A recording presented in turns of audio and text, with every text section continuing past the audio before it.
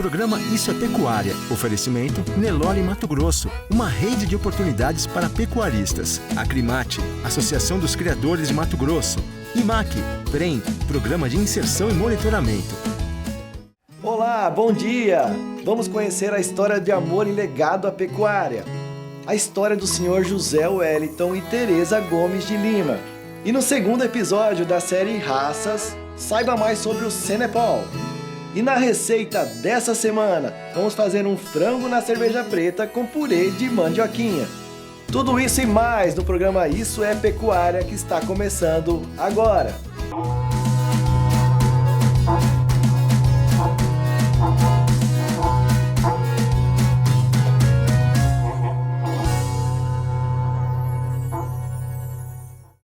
O aprimoramento genético das raças e a utilização de fertilização in vitro na pecuária não é nenhuma novidade, mas você sabia que o Brasil é pioneiro nesse segmento e que exportamos essa tecnologia para muitos países?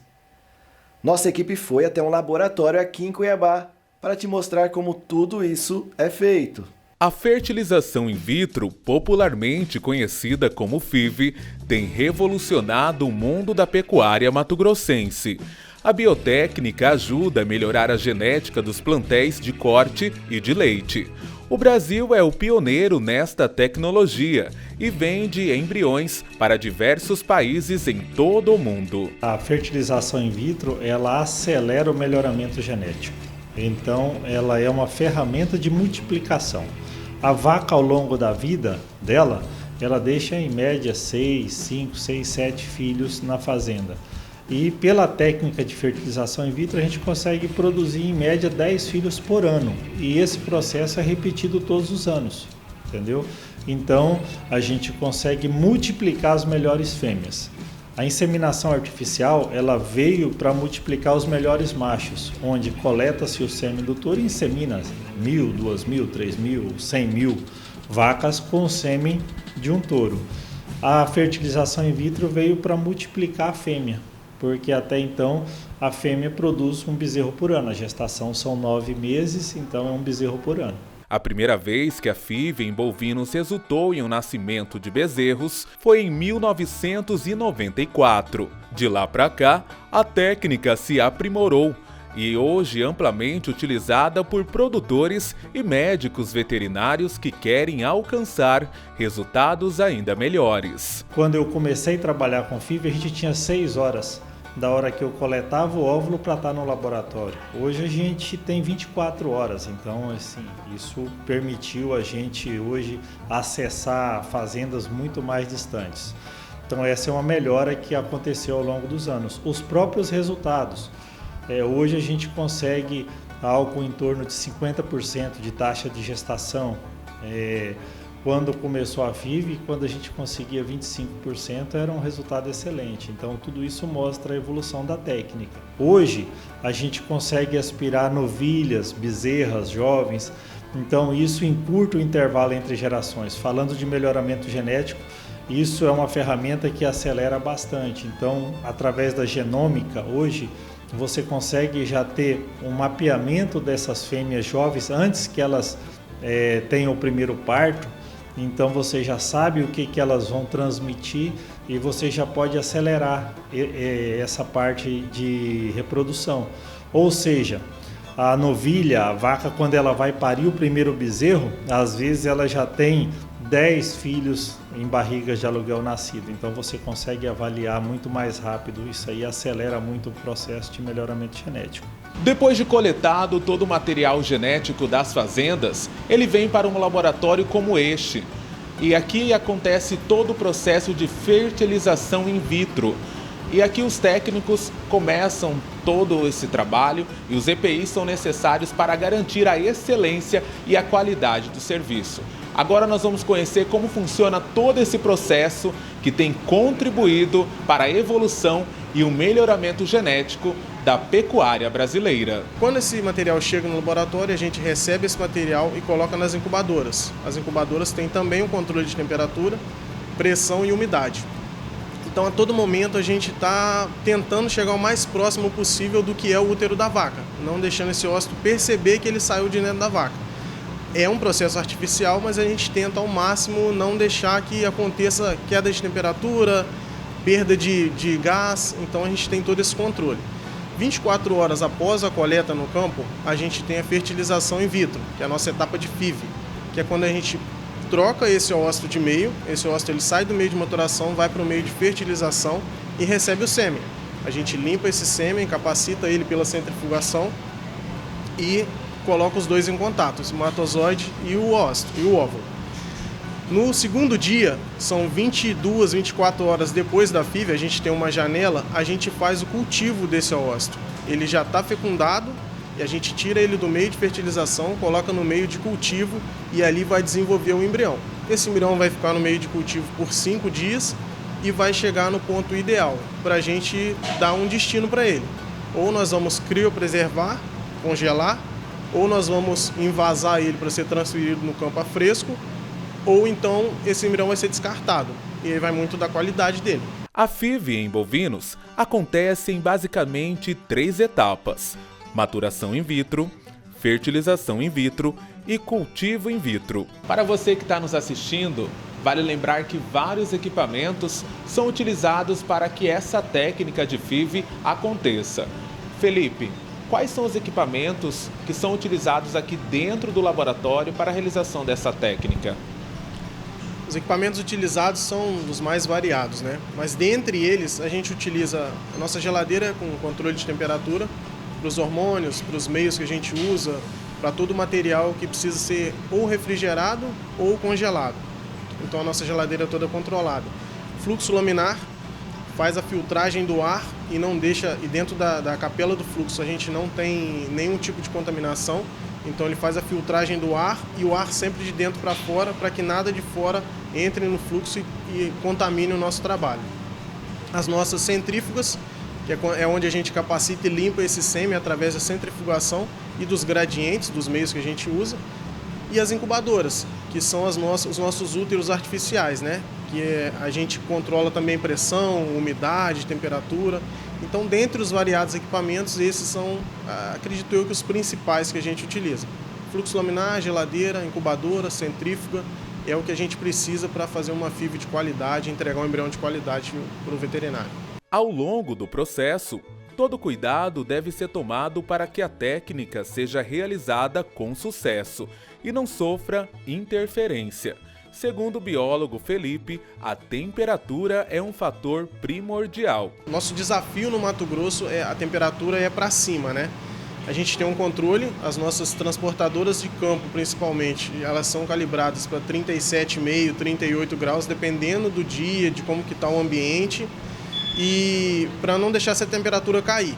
No Mato Grosso, ela é o contrário, a gente precisa de um ambiente, o carro sempre com o ar-condicionado ligado e as incubadoras sempre muito reguladas para não deixar essa temperatura exceder demais, passar dos 39 graus e acabar fritando o nosso material, né? Porque aí ele desnatura, ele perde capacidade e a gente não consegue trabalhar com ele. Muita atenção à mudança da temperatura. Houve uma mudança de temperatura depois que colocou o óvulo aqui dentro da incubadora.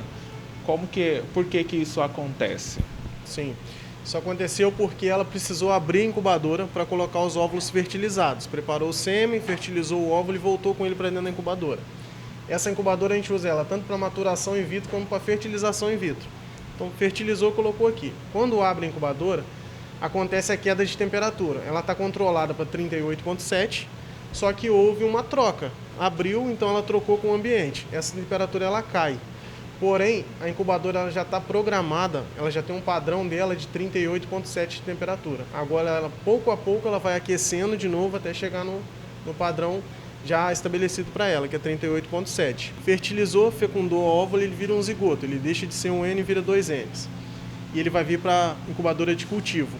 Amanhã, 22 horas após a fertilização, a gente vai trocar esse zigoto de meio, ele sai do meio de fertilização, vai para o meio de cultivo, que é o meio próprio para desenvolvimento embrionário, e ele vem para a incubadora de cultivo. Essa incubadora ela tem uma diferença da outra. A temperatura é a mesma, CO2 é o mesmo, mas ela tem um controle de oxigênio dentro dela. O oxigênio dessa aqui é o oxigênio ambiente, entre 17,5% e 18% a 21% de concentração. E da incubadora de cultivo, esse oxigênio precisa estar em 5%.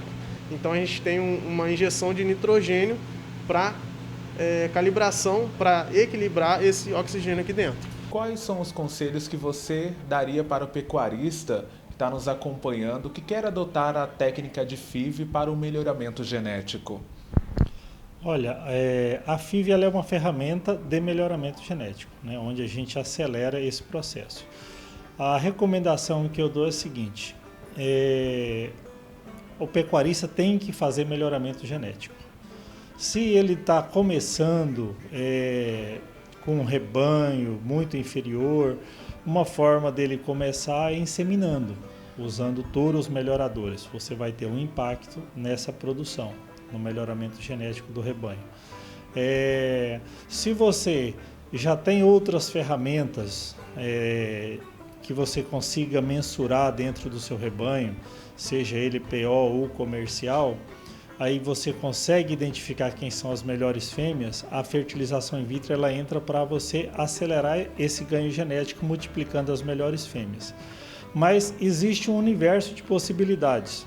Por exemplo, você pode trabalhar hoje com embriões sexados de fêmea para você, ao invés da sua vaca que tem uma genética inferior parir um bezerro dela, ela pode parir uma fêmea de outro rebanho, né, para você fazer uma base de fêmeas. Então, assim, você pode trabalhar hoje com a FIV na pecuária de seleção, estamos falando de animais puros, né, para você fazer genética, para você trabalhar com animais de valor agregado.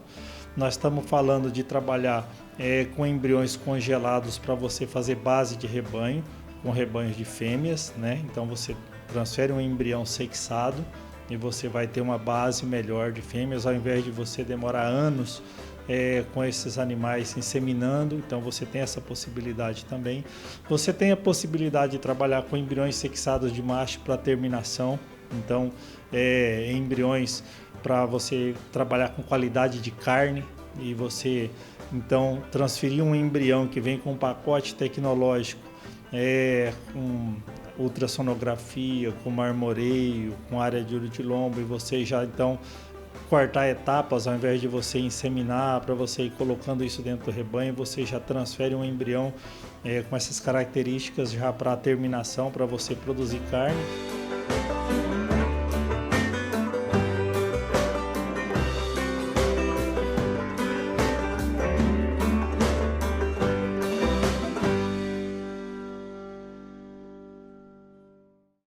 O percentual de fêmeas bovinas inseminadas no Brasil é de 23,1% para fêmeas de corte e 12,3% para o setor de leite. Segundo os institutos de pesquisa, os investimentos em uso de tecnologia de melhoramentos genéticos são elevados para a pecuária de corte, porém tímidos no setor de leite. Um casal que descobriu na pecuária a sua paixão e deixou um legado para todos. Conheça o Sr. José Wellington e Tereza Gomes de Lima. José Wellington Gomes de Lima e Tereza Gomes de Lima saíram do Ceará juntamente com 3 filhos e vieram para Mato Grosso para construir uma história na pecuária mato-grossense. Encantados pela vegetação exuberante e pelas vastas planícies do Mato Grosso, José Wellington e Tereza rapidamente se apaixonaram pela terra. Essa conexão foi o ponto de partida para uma trajetória marcada por muito trabalho e dedicação. Ele entrou no leilão, eu estava com ele, eu era pequeno, mas estava com ele. Isso em que década? Isso foi em 89, 90. Foi quando ele começou isso aí. Eu sei que nesse leilão ele achou os animais bonitos, ele perguntou para um desses amigos, era o Antônio Luiz de Castro, pecuarista aqui de Rondonópolis também, e ele disse: olha, esse ali é bom. Aí meu pai achou o preço legal e foi lá e comprou. Só que o preço ele não sabia que era uma parcela. Era a parcela de cada animal. Ele achou que aquele preço era tudo. Vamos dizer assim, era R$400, um exemplo, né? Só que ele achou que era 400, era tudo. Ele falou: comprei barato. Comprou barato, não, era 400, a parcela de cada animal daquele lá. Ele ficou assustado. Ele falou: rapaz, não tem nem onde deixar esse gado. Aí começou a deixar nas fazendas dos amigos. Aí comprou esses 4 animais, depois foi adquirindo mais experiência, mais animais e foi se desenvolvendo nisso. Aí, a partir daí começou a paixão por ele. Foram os amigos que ele fez naquela época que foram incentivando e ele foi entrando. na sorte, na raça, na coragem, e foi desenvolvendo. Aí a partir dali que, de 94, 96 ali, que ele já estava com mais genética de gado, já estava com um conhecimento melhor, e foi melhorando o gado dele, foi alavancando essa vida dele de pecuarista. Com o passar dos anos, o envolvimento no mundo da pecuária se intensificou e ambos se tornaram defensores fervorosos da raça Nelore, e até que um dia uniram com os outros pecuaristas para fundarem uma associação. Um dia, numa conversa mais aprofundada, resolveram tentar idealizar uma associação deles. Já que existiam outras entidades, né? Por que a gente não forma a nossa? E aí foi quando ele, junto com o Olímpio, junto com o Luiz Antônio Felipe, que foi outro presidente daqui, Gilberto Porcel, e aí vários outros amigos resolveram criar a Nelore. Tive a graça, inclusive, de ser participante da ata de abertura da Nelore, escrevi a punho.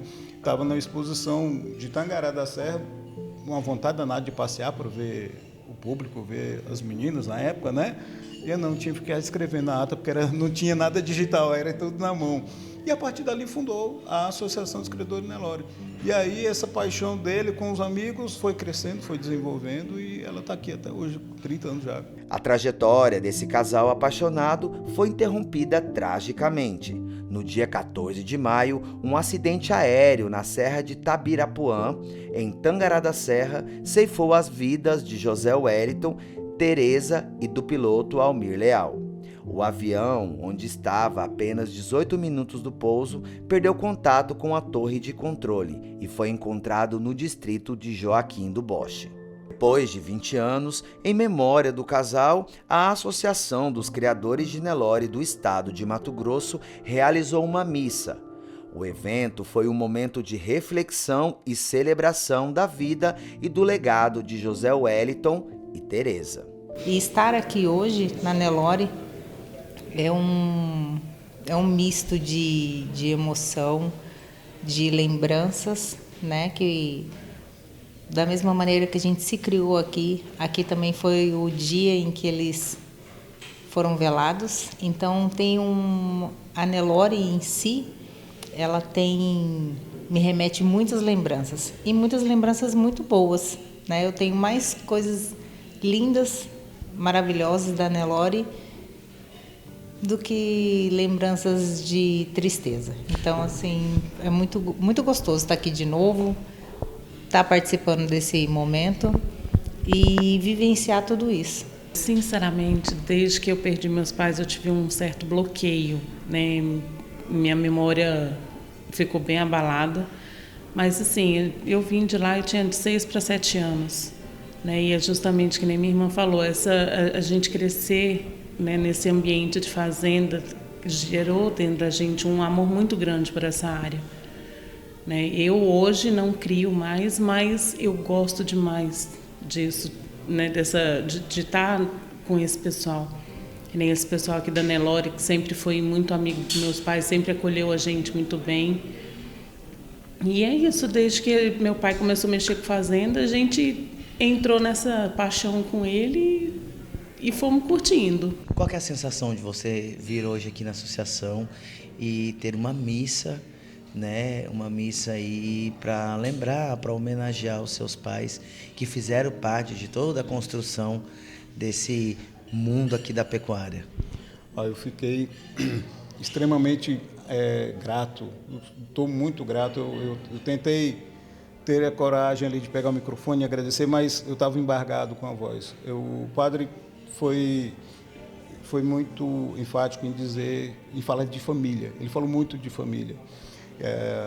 E essa família que hoje está aqui, que sou eu, minhas irmãs, minha esposa, nossa família, só tenho a agradecer demais essa família que meu pai deixou, que são os amigos. Hoje a gente chama de família porque eu aprendi a conviver desde pequeno. E hoje já tenho a minha própria família, mas são ainda a extensão daquilo que eles deixaram. Para o primeiro presidente da Nelore Mato Grosso, Olímpio Brito, a homenagem é um momento de refletir e relembrar o legado deixado pelo casal. Eu acho que é uma homenagem justa, passa muito rápido, eu já não sabia que já tinha ido 20 anos, E dá saudade, muita saudade, mas eu acredito que ele esteja bem.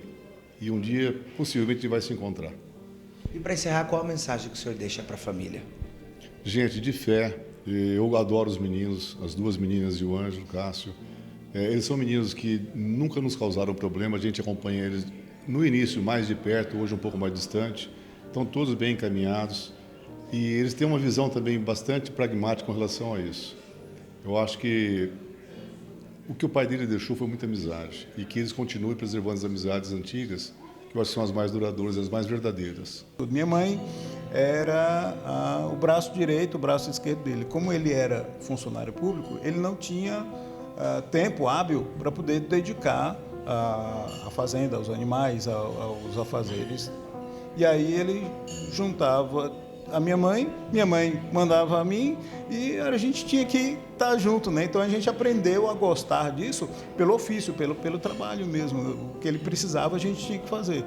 E aí ele dizia que ela era o braço direito. Se não fosse ela, ele não teria chegado onde ele chegou. Os ensinamentos deixados por José e Teresa continuam vivos na vida dos filhos, que lembram com muita emoção e carinho dos pais. Persistência, né? Quando eles queriam uma coisa, eles iam atrás, iam com fé e com garra naquilo ali.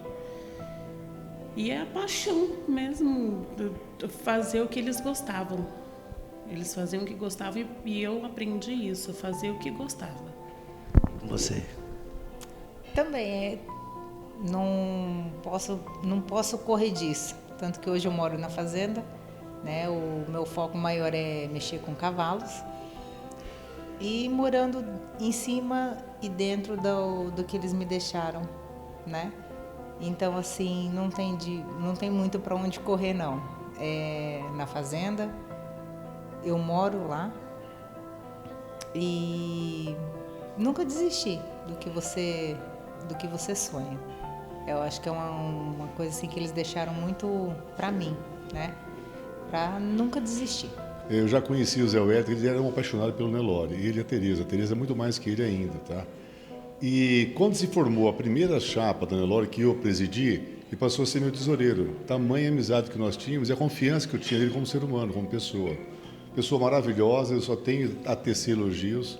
Um cara proativo, pensava macro, não era uma pessoa que olhava para o próprio umbigo.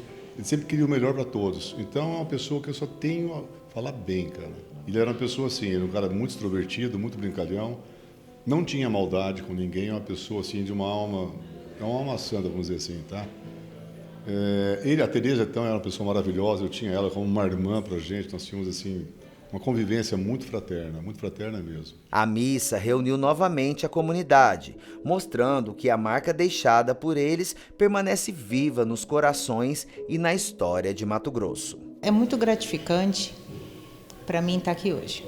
Eu agradeço muito o convite, né, do pessoal da Nelore, que não deixaram a lembrança deles se acabar. Então, assim, é uma eterna gratidão a todos mesmo. Tô vendo que a sua irmã está bem emocionada. E como que seu coração fica? É como ela falou, é uma gratidão imensa. E a gente crescer aqui e reencontrar esse pessoal, ver essa homenagem que eles fizeram aos nossos pais, o coração transborda de alegria, mais uma vez, a gratidão é gigante. A trajetória de José Wellington e Teresa é uma inspiração para todos que tiveram a oportunidade de conviver com o casal. O poder da determinação, do carisma e do amor pela terra. O legado, esse continua a influenciar e motivar aqueles que seguem seus passos na pecuária mato-grossense. Eu vou tentar repetir a frase que a gente utilizou muito para falar dos dois. Falou, foi bom o momento em que eles estiveram juntos. Certamente vão continuar marcados nos corações de cada um. Que cada um lembre do sorriso, das alegrias e da felicidade de chamar cada um de amigo. Nunca desista dos seus sonhos, das suas amizades, das suas boas amizades, porque eu acho que foi um legado que meu pai acabou de me mostrar. Meu pai e minha mãe, né? eu cheguei aqui e falou assim, nossa, como você tá a cara da sua mãe, a nossa eterna dançarina da Nelore, né? Todo mundo brincava que eles eram os dançarinos da Nelore. Porque, além de você não desistir do seu sonho, faça boas amizades, andam com boas pessoas. Porque muitos que estão aqui, faltaram vários, mas os que estão aqui são aquelas pessoas que gostam e muito dos meus pais. Então, assim, faça coisas boas. Para que sejam eternas. Sim, para que sejam eternas. E a sua mensagem? Eu vou fazer das palavras delas minhas. Amizade é tudo, né? Porque é como até o padre falou, às vezes, o que você cativa aqui é o que vai ficar. Não são bens materiais, mas é o que você cativa, é o que você faz aqui, né? As amizades são muito importantes. Nossa, amigos do meu pai aí que a ponto de fazer essa homenagem, né? A eles. Nossa, a mensagem é essa: faça boas amizades e seja bom, seja bom. Para que seja eterno como seus pais. Exatamente, eles serão eternos.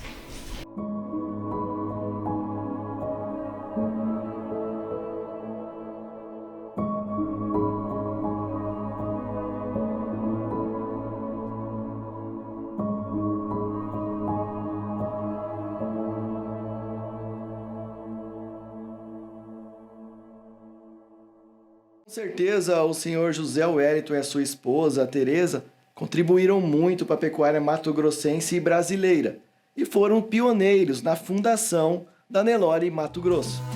No próximo bloco, você vai conhecer mais sobre a raça Senepol. Já voltamos!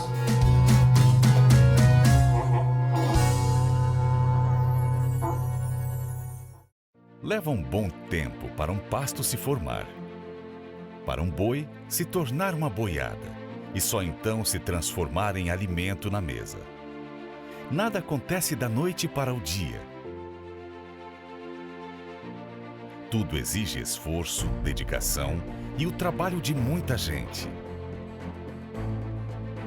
Gente que pega cedo na lida, que cuida da saúde, bem-estar e nutrição dos animais. Que sabe o que é preciso em cada fase da produção. Gente que trabalha para oferecer carne de qualidade. Que corre atrás da notícia para mostrar a realidade do campo. São muitos os profissionais que tornam a nossa pecuária uma atividade de sucesso. E todos trabalham juntos, dentro ou fora da porteira, para encontrar as melhores soluções. É isso que torna a nossa pecuária mais forte. Homenagem da Acrimate a todos os profissionais que trabalham para levar a pecuária de Mato Grosso cada vez mais longe.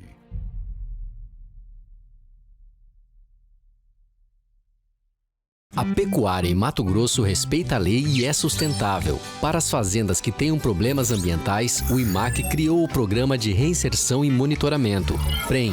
O PREM é uma plataforma que auxilia o produtor a retomar sua comercialização de animais com as indústrias frigoríficas em Mato Grosso. Um caminho que viabiliza o negócio dos produtores, dá segurança para as indústrias e preserva a natureza. Saiba mais em www.imac.agr.br. Estamos em Mato Grosso, onde vastas planícies verdes se estendem até onde os olhos possam ver. Nesse cenário, nasceu a história da Nelore em Mato Grosso, uma comunidade apaixonada pela pecuária de corte. Há 3 décadas, um grupo de criadores se reuniu, guiados por uma visão comum. Eles tinham um objetivo: aprimorar geneticamente a raça Nelore, criando animais excepcionais. Ao longo dos anos, nossa história cresceu, assim como nosso compromisso com a excelência. Hoje, continuamos a buscar o conhecimento de ponta, capacitando nossos criadores. Nossa dedicação com o trabalho de aprimoramento genético se reflete hoje na qualidade, robustez e na saúde de nossos animais. E como parte de nossa jornada, capacitamos a próxima geração, preparando-os para liderar o caminho. Assim, a Nelore em Mato Grosso continua a escrever sua história, moldando o futuro da pecuária Nelore. Uma jornada de paixão, excelência e compromisso. Nossa história continua. Junte-se a nós nesta emocionante jornada.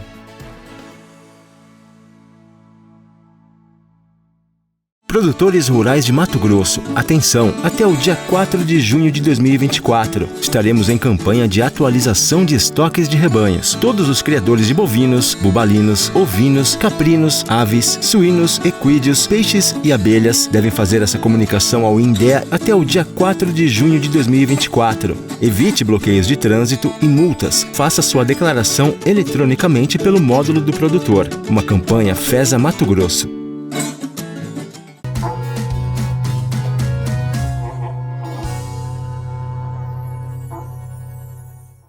Uma das raças mais resistentes e com uma excelente taxa de reprodução. Essa é a raça Senepol, que você vai conhecer mais agora. Um animal bastante resistente a condições climáticas, bom reprodutor e com uma produção de carne com qualidade premium. No episódio de hoje da série Raças de Mato Grosso, você vai conhecer o Senepol.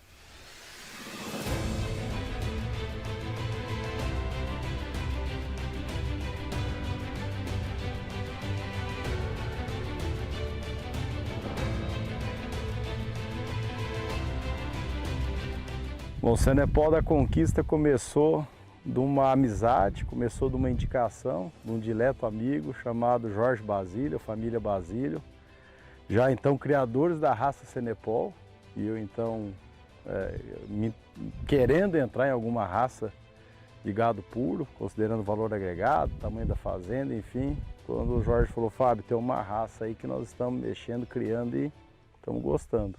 E fui conhecer o Senepol. Fui conhecer o Senepol em Juína, fui conhecer o Senepol no estado de São Paulo, em Minas Gerais, fui nos Estados Unidos. E lá nos Estados Unidos eu tive a certeza do Senepol, a utilidade dele, principalmente no nosso Pantanal.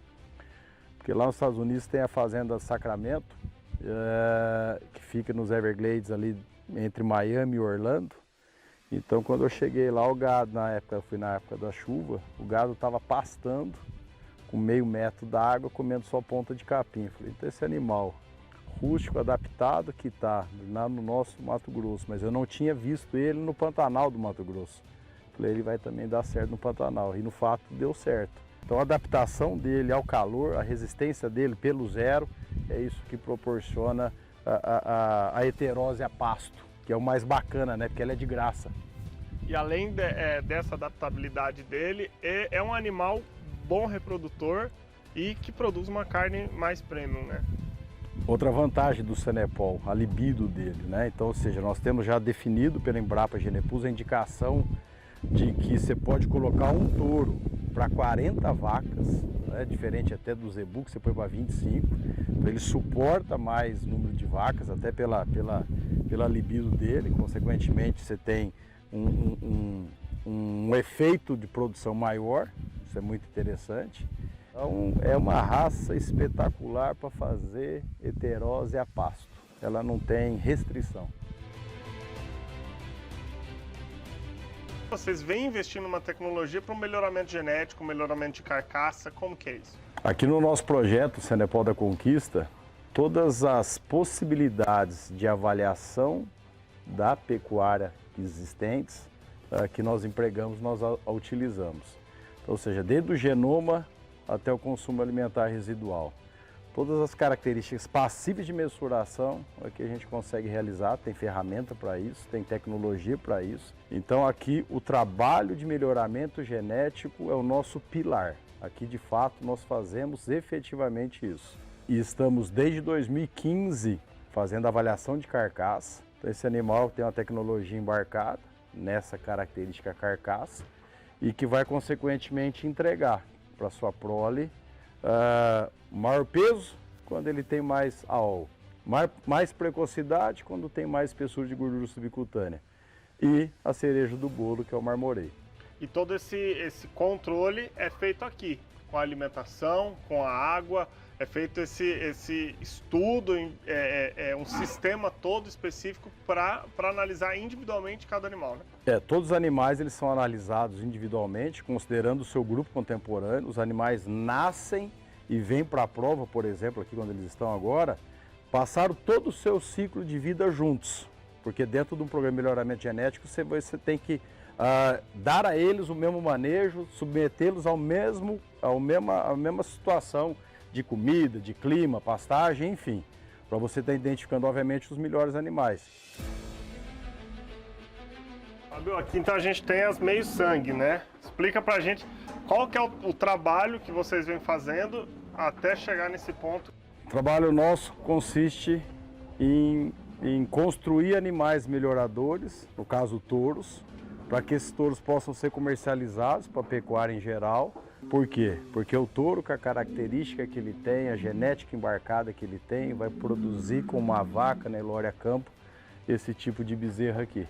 Essa bezerra é extremamente cobiçada dentro do mercado nacional, porque isso aqui tem uma habilidade materna acentuada, é uma excelente mãe, então pode ser utilizada como receptor, é utilizada também como uma fêmea estabilizada dentro de uma pecuária de cria. Então tudo que a gente faz, tudo que a gente trabalha é para chegar num produto desse. Um animal extremamente precoce, pode olhar a estrutura de musculatura dessas bezerras, profundidade de costela, abertura de costela, área de odilombo. Então isso aqui é o resultado do Senepol numa vaca Nelore. O Senepol é uma raça para gado de corte devido às suas características. Ela tem um rápido crescimento, é muito tolerante ao calor e também não tem a necessidade de um pasto especial para manejo. Tem alto desempenho produtivo e são muito mansos. Mas antes de iniciar a criação, pesquise mais sobre as vantagens e desvantagens desta raça. Vamos à agenda de eventos da semana. Em 8 de junho acontece o 9º Top Plangene, no Parque de Exposições em Rondonópolis. No dia 9 de junho acontece o 6º leilão de fêmeas Jacamim, o caminho para a produtividade. No dia 16 de junho tem mega leilão do norte de Mato Grosso. O evento, organizado pela Estância Bahia, será transmitido pelo canal Terra Viva. Em 17 de junho será realizado o primeiro leilão do criador. Agora, as informações da semana do mercado pecuário. O boi gordo apresentou uma queda de 2,45 na semana, fechando com uma média de R$ 207,11 por arroba.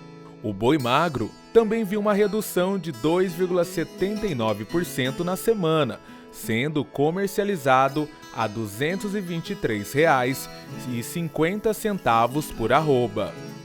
O ágio do bezerro sobre o boi gordo em maio alcançou 26,03%, o maior valor do ano, com o preço médio do bezerro de 7 arrobas subindo de R$ 254,12 por arroba em janeiro para R$ 265,81 por arroba em maio, um aumento de R$ 11,68 por arroba.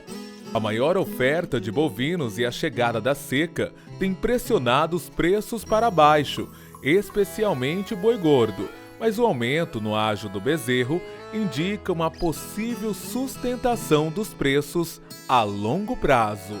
No próximo bloco, vamos aprender a preparar um prato especial na receita da semana: frango na cerveja preta com purê de mandioquinha.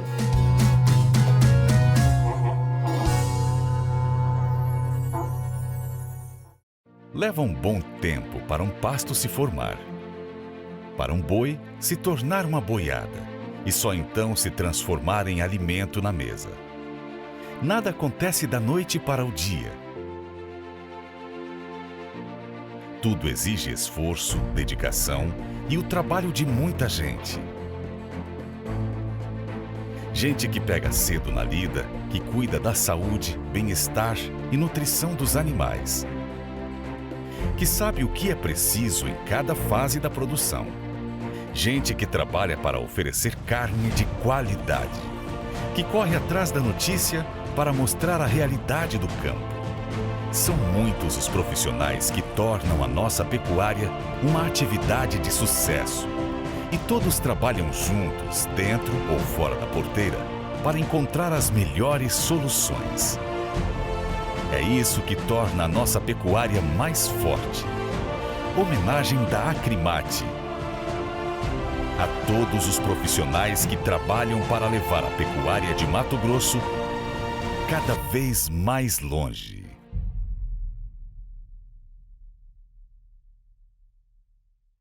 A pecuária em Mato Grosso respeita a lei e é sustentável. Para as fazendas que tenham problemas ambientais, o IMAC criou o Programa de Reinserção e Monitoramento, PREM.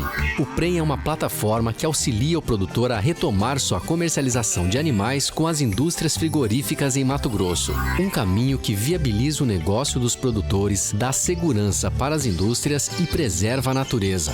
Saiba mais em www.imac.agr.br.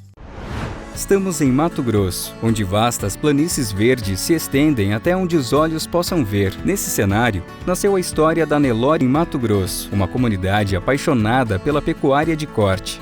Há 3 décadas, um grupo de criadores se reuniu, guiados por uma visão comum. Eles tinham um objetivo: aprimorar geneticamente a raça Nelore, criando animais excepcionais. Ao longo dos anos, nossa história cresceu, assim como nosso compromisso com a excelência. Hoje, continuamos a buscar o conhecimento de ponta, capacitando nossos criadores. Nossa dedicação com o trabalho de aprimoramento genético se reflete hoje na qualidade, robustez e na saúde de nossos animais. E como parte de nossa jornada, capacitamos a próxima geração, preparando-os para liderar o caminho. Assim, a Nelore em Mato Grosso continua a escrever sua história, moldando o futuro da pecuária Nelore, uma jornada de paixão, excelência e compromisso. Nossa história continua. Junte-se a nós nesta emocionante jornada.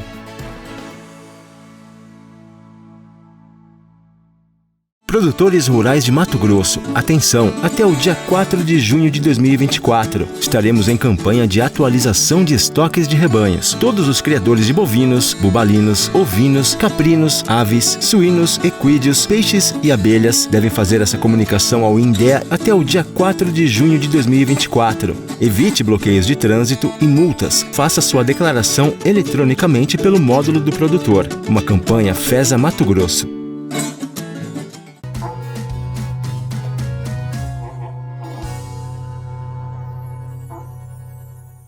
Vamos aprender uma receita com frango. Frango na cerveja com purê de mandioquinha.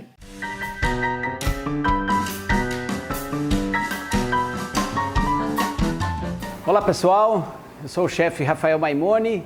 Bem-vindos a mais um programa Isso é Pecuária. E no quadro de receitas de hoje nós vamos fazer frango. Tá? Frango é uma das carnes mais consumidas no mundo. Ela é muito simples e muito dinâmica. Ele aceita muito tipo de preparo, de temperos, de condimentos. E para brincar hoje nós vamos usar o frango, a coxa e a sobrecoxa com cerveja preta. Tá? Um preparo simples, ele tem o tempo de cocção e a gente vai fazer a finalização dele. Com acompanhamento, nós vamos utilizar o purezinho de mandioca, de mandioquinha salsa. Alguns conhecem como batata baroa, outros têm alguns nomes diferentes pelo Brasil aí, mas aqui a gente conhece bastante como mandioquinha salsa. Tá joia? Vamos lá então? Para começar, a gente pega a coxa sobrecoxa. Eu fiz um purezinho de alho com um pouquinho de sal e azeite para temperar essa coxa sobrecoxa. E aí a gente passa esse alho na sobrecoxa e depois vem com a cerveja preta. Cuidado com a cerveja preta, tá? Tem cervejas pretas bem diferentes umas das outras no mercado. Tem a marca Malzebir, o tipo Malzebir, que é mais adocicado, e tem tipo Caracu, que é um pouquinho mais amarga. Então você tem que definir qual o caminho que vai seguir a sua receita. E tem cervejas mais neutras também, que não é tão adocicado e não tão amarga também. Tá? E você faz a escolha da sua receita conforme o sabor que você quer imprimir no final do seu preparo. Então vamos lá. Aqui a gente vai pegar o alho e triturado, a gente passa pela coxa e sobrecoxa, tá? Deixa ela dar uma apuradinha depois, olha lá. E aí a gente vem com a cerveja preta. Cobre todo o frango com a cerveja preta, o alho e o sal. E aí a gente deixa essa marinada aqui por em torno de 30, 40 minutos. Deixa ele marinando e aí a gente vai com ele pro fogo, tá? É claro que dentro de uma marinada dessa, você pode pôr cebola, pode colocar um pouquinho de alho poró. Você imprime o sabor que você vai dar com seus acompanhamentos aqui, tá joia? Então vamos lá pro fogo.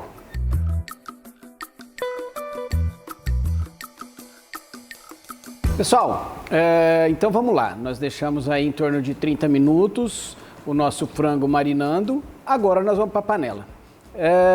Um fio de azeite na panela, ela bem quentinha. Passa um fio de azeite no fundo dela. E aí a gente vai primeiro dar uma dourada no frango. Tá? A gente doura o frango sem a marinada. E aí depois a gente adiciona um pouco de alho e cebola, deixa ele refogar junto.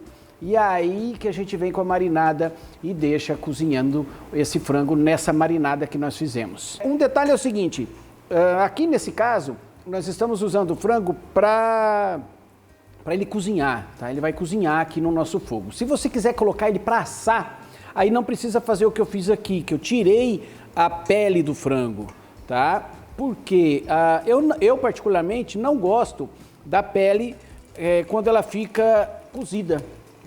Ela fica meio molengona demais, particularmente não sou muito fã.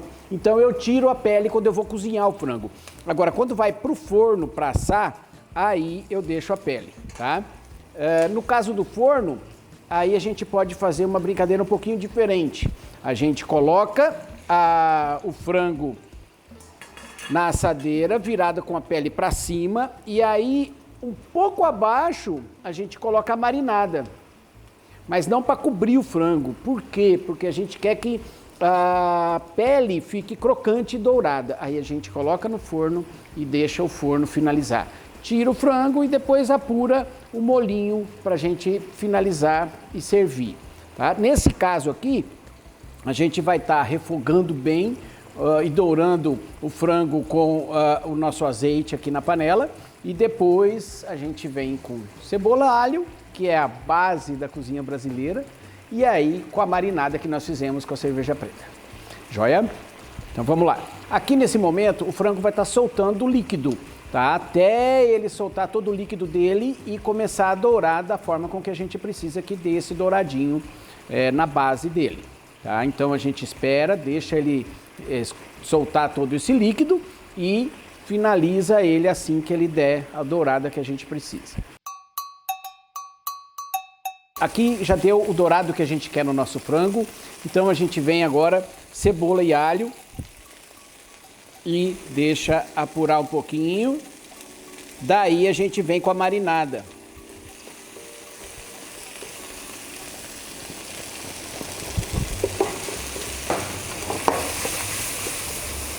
Eu gosto de deixar o frango com a cebola e o alho para ele tomar corpo e sabor também, tá? Olha lá, ó. Dá uma refogadinha nessa cebola e nesse alho, deixa ele dar uma apurada e aí a gente vem com a marinada e leva a cocção até a finalização do nosso prato. Pessoal, então o que nós fizemos com a batata, com a mandioquinha salsa, batata baroa? Cozinhei ela bem cozidinha. Passei num espremedor de batata, ou se você quiser passar numa peneira, o que você preferir. Eu deixei um pouco rústico, com os pedacinhos de mandioquinha salsa, que eu gosto dessa rusticidade nesse caso aqui. Aí o que a gente faz? Manteiga na frigideira, dá uma derretida nela. E a gente vai colocar um purezinho de alho, tá? Dá uma macerada no alho com um pouquinho de azeite, um pouquinho de sal. E aí coloca nessa frigideira.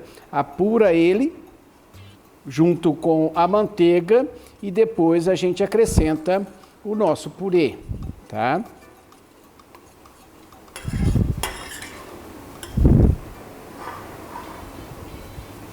Deixa a manteiga começar a dar uma fervura lá. Ela começou a ferver, a gente acrescenta o nosso purezinho de alho para dar aquele sabor. E a gente vem agora com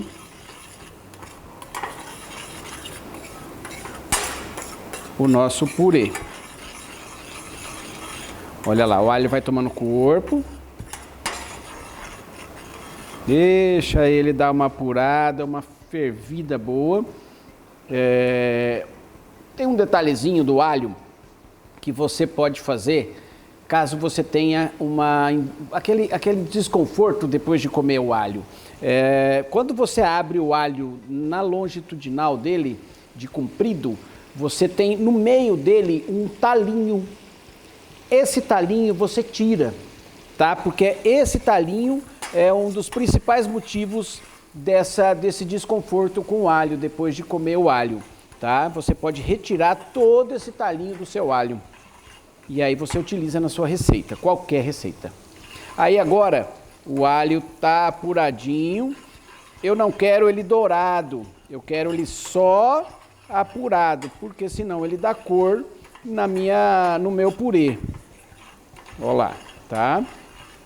Apurou. Agora eu venho com o purezinho e ele é firme mesmo, tá? E a gente vai tirando essa firmeza dele na mistura e acrescentando um pouquinho de leite. Olha lá, ó.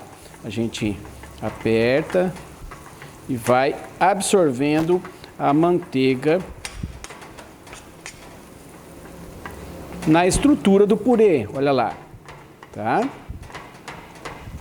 E ele vai soltando e ficando macio, olha aí, ó.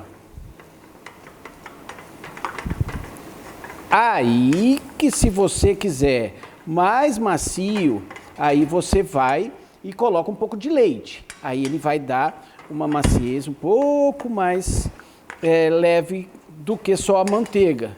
Se não, olha aí, ó, olha a consistência que tá linda, ó. Pode também deixar só na manteiga. Aí fica ao seu critério.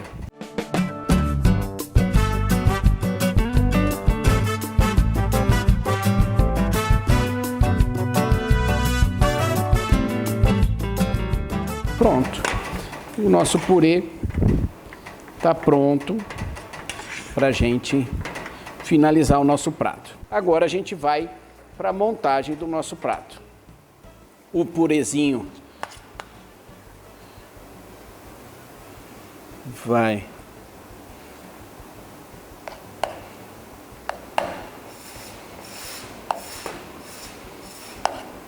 no meio.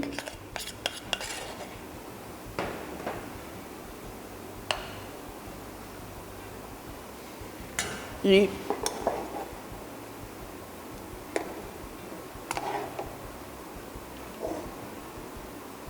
a nossa coxa e sobrecoxa.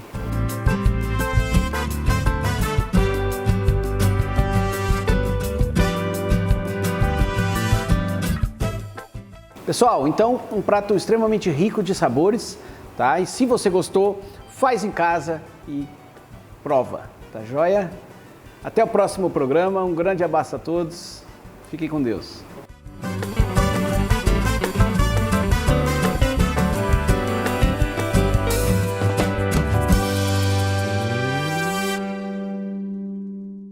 Agradecemos a sua companhia neste dia e te esperamos na semana que vem. Até lá!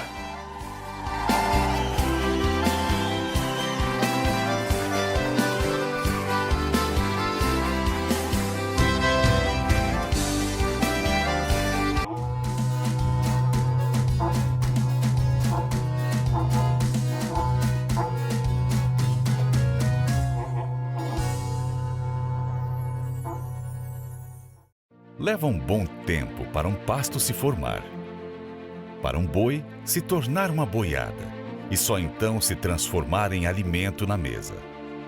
Nada acontece da noite para o dia.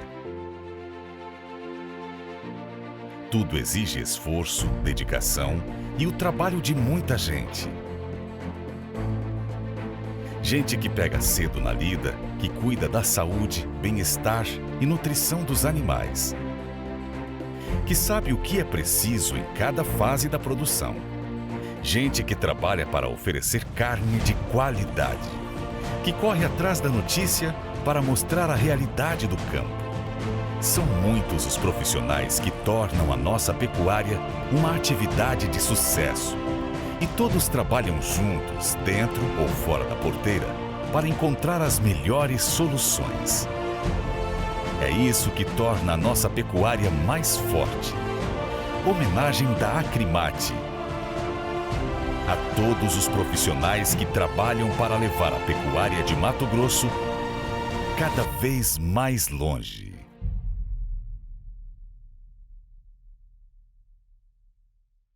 A pecuária em Mato Grosso respeita a lei e é sustentável. Para as fazendas que tenham problemas ambientais, o IMAC criou o Programa de Reinserção e Monitoramento, PREM. O PREM é uma plataforma que auxilia o produtor a retomar sua comercialização de animais com as indústrias frigoríficas em Mato Grosso. Um caminho que viabiliza o negócio dos produtores, dá segurança para as indústrias e preserva a natureza. Saiba mais em www.imac.agr.br. Estamos em Mato Grosso, onde vastas planícies verdes se estendem até onde os olhos possam ver. Nesse cenário, nasceu a história da Nelore em Mato Grosso, uma comunidade apaixonada pela pecuária de corte. Há 3 décadas, um grupo de criadores se reuniu, guiados por uma visão comum. Eles tinham um objetivo: aprimorar geneticamente a raça Nelore, criando animais excepcionais. Ao longo dos anos, nossa história cresceu, assim como nosso compromisso com a excelência. Hoje, continuamos a buscar o conhecimento de ponta, capacitando nossos criadores. Nossa dedicação com o trabalho de aprimoramento genético se reflete hoje na qualidade, robustez e na saúde de nossos animais. E como parte de nossa jornada, capacitamos a próxima geração, preparando-os para liderar o caminho. Assim, a Nelore em Mato Grosso continua a escrever sua história, moldando o futuro da pecuária Nelore, uma jornada de paixão, excelência e compromisso. Nossa história continua. Junte-se a nós nesta emocionante jornada.